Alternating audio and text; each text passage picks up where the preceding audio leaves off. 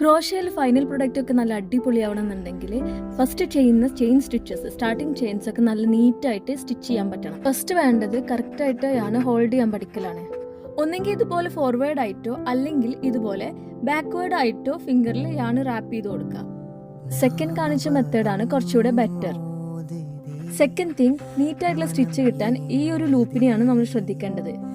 ഇതുപോലെ ലൂസായിട്ടാണ് നിങ്ങളുടെ ലൂപ്പ് കിടക്കുന്നുണ്ടെങ്കിൽ വലിയൊരു വി സ്റ്റിച്ചാണ് നിങ്ങൾക്ക് കിട്ടുക, വലിയൊരു ചെയിൻ സ്റ്റിച്ച്. ലൂപ്പ് ഒത്തിരി ടൈറ്റ് ആയാലും ഇതുപോലെ നമുക്ക് ചെയിൻ സ്റ്റിച്ച് ക്രിയേറ്റ് ചെയ്യാനും നമുക്ക് നീറ്റായിട്ടുള്ള സ്റ്റിച്ചസ് കിട്ടാനും ബുദ്ധിമുട്ടായിരിക്കും.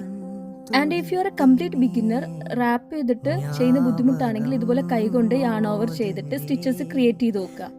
ചെയ്ത് പഠിക്കുന്ന സമയത്ത് കുറച്ച് ലൂസായാലും കുഴപ്പമൊന്നുമില്ല, പക്ഷെ ചെയ്യുമ്പോൾ എല്ലാ സ്റ്റിച്ചസും ഒരേപോലെ ഒരേ ടെൻഷനിൽ യാൺ ഓവർ ചെയ്യാൻ ശ്രമിച്ചാൽ മതി. അപ്പോൾ ഇനി നിങ്ങൾക്കുള്ള ടാസ്ക് എന്താണെന്ന് ഞാൻ കമന്റ് സെക്ഷനിൽ പിൻ ചെയ്ത് വെക്കാം. ഓക്കെ.